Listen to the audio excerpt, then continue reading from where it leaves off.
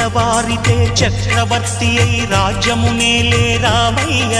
తండ్రి మాటకై పదవిని బదలి అడవులకేగెనయా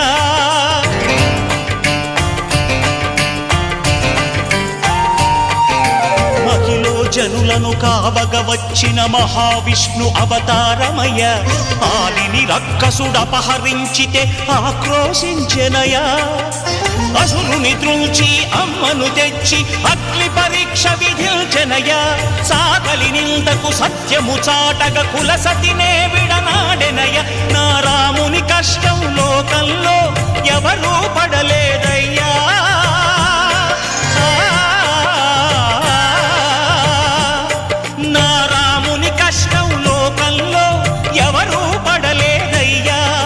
సత్యం ధర్మం త్యాగంలో